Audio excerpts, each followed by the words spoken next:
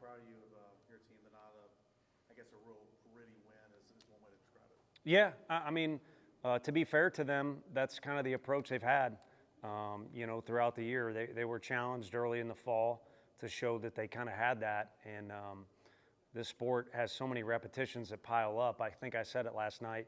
I don't think you can judge an individual or a group or the team in itself just based off one day or one thing or anything like that. So it'll be something they can hang their hat on in that category for sure. But I would say more proud of Kirby than anything. Not that there wasn't a lot of guys doing stuff, but that was the ultimate sign of some grit there. Talk about Kirby now. Just your thoughts on his outing. 94 pitches, career high. 5 innings, career high. Yeah, I mean, to come in and pitch with the courage he did when the game was kind of chaotic for both teams, the wind was doing different stuff, and both teams have good offenses, and we lost last night in a fashion that no one's proud of. So you add all that in, and then a couple breaks. They're not going to go your way no matter who you are, but don't go his way. And then the biggest thing is he was out of gas at the end, physically, but mentally, and again, courage. You call it grit if you want. He's got a full tank almost at all times. So it would have been fun to leave him out there, for his sake to see how things would have went. But again, he was out of gas for a while. So there's a lot you can say about that outing. And all we said to the team out there was, to me, it's no coincidence that the very definition of a teammate in Trey Lipscomb gets his first major league hit today. And then Kirby was able to kind of, again, have an outing that he can hang his hat on here. Blake ties the home run record for the Vols program. Just what has allowed him to get to 40 throughout these years in a Tennessee uniform?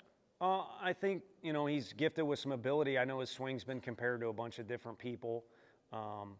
But, the interesting thing, recruiting is a whole nother topic, especially this weekend.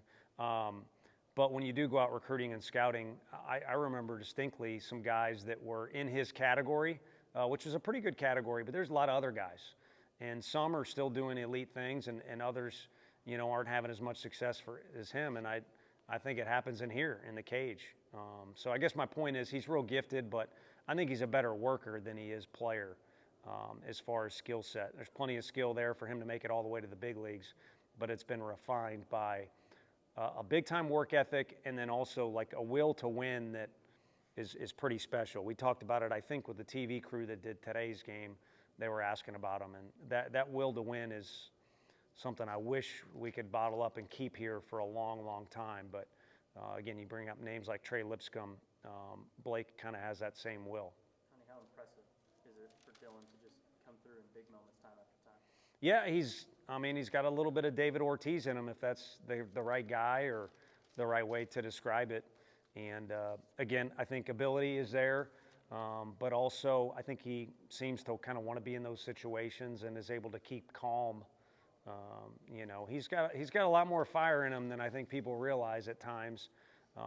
But I think he does a good job of keeping that calm that you have to have when, today that crowd got pretty loud. I mean, that was it's a sidebar topic, but last night was one of our best crowds we've had because we've expanded the stadium and the weather finally turns a little bit. But tonight's crowd, I don't know, it seemed to be bigger in number and it was louder, regardless of what results were going on. So it was nice. He was able to keep calm when the crowd was going, crazy, and then he made them go more crazy. What led you to go to Dalton Bargo there in the fifth inning, and obviously it paid off? Yeah, no, it did. I think, just kind of a matchup thing there, but also it's been frustrating to sit there and kind of not have free reign at using him because he's so gifted. I mean, it doesn't take a genius to figure out he can help us win ball games in a variety of ways. Playing third base, he's played right field, he's DH'd, and eventually will catch. But he's just been sore. And sometimes I do think, I hope it doesn't sound corny or cocky or anything, but I do think our support staff does a crazy job of looking after these guys, and part of that is trying to make sure we don't put them in harm's way, and I think he's hopefully kind of over that thing and able to kind of run around freely.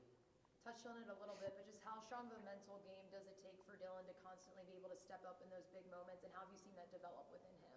Yeah, I think the develop part is him just being comfortable in his own skin, which you come in a new environment. He's from smack middle of Kansas, and you come over to Tennessee, and then all of a sudden you're dropped in the middle of SEC games and things like that. You got to realize that you belong here. And the best way for you to thrive, not just belong, is to be who you are, stay true to your roots of what got you here. And he's always been a successful hitter, and he's made himself a better version of a hitter with his work in the weight room. The kids, him and Reese Chapman are close buddies. Those two guys have increased their physicality greatly. And you can see in their dugout and our dugout, it's almost a requirement to have success out there. So, at the end of the day, I think it's just him being himself, but that's easier said than done. There's freshmen all over the country right now that are trying to find that missing link of being true to who they are. The team went down by 4 runs at one point. And Yeah, thanks for the reminder. what allowed the offense to really settle in and come through time after time? Yeah, I don't think you're just asking the question, so not knocking it, but I don't think settle in was the word. I think it was there was a lot of passion, for each other. I mean, it was represented. Coach Barnes' teams obviously wins last night, and they're always so quick to pick guys up off the floor and to coach each other.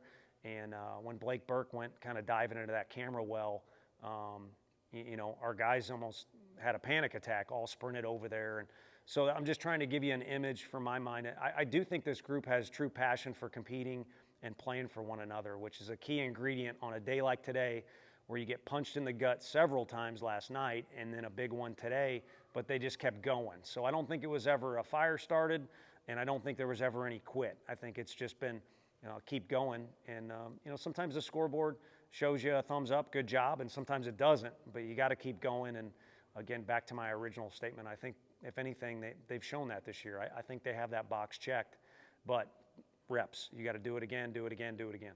Obviously, they have a stacked lineup, but from your vantage point, what went wrong for Drew today? It seemed to be, and I haven't discussed with them, and I haven't even talked with Frank about it. It just kind of seemed to be like some thoughts kind of started to interfere with him executing pitches how he normally does. And he throws so many strikes, he normally gets hit every now and then. You give up some hits. It's like last night, Causey. You go out there enough, you talk about repetitions.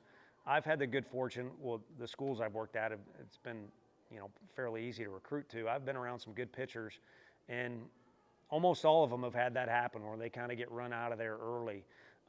But I think tonight it was without Drew putting his best foot forward, which he's got every piece of the pie you want in the makeup category. But it just kind of seemed to be like something interfered with him executing pitches the way he was capable of, whether it was negative thoughts or, being hung up on a moment that happened in the past or something like that. And so I'm anxious to see how he pitches next weekend, because I think both those guys are guys that we need to realize how lucky we are to have them in Causey and Beam. And I also look forward to the answer that's coming when, there's a little extra determination from this weekend's frustration. Where are you arms-wise entering tomorrow, and then any update on AJ Russell? Nothing in specific, because with the swelling in there in his arm, nothing's been very clear-cut, like this is the answer and this is the amount of time. So hopefully a better answer for you at the end of the day tomorrow, because our training staff and I are going to go over a few guys in the morning. But with pitching, Combs hustled down there and was ready behind Snead, and so he's fresh. And Snead, of course, is going to come to me tomorrow first thing in the morning and say, I want the ball and I'm good and all that stuff.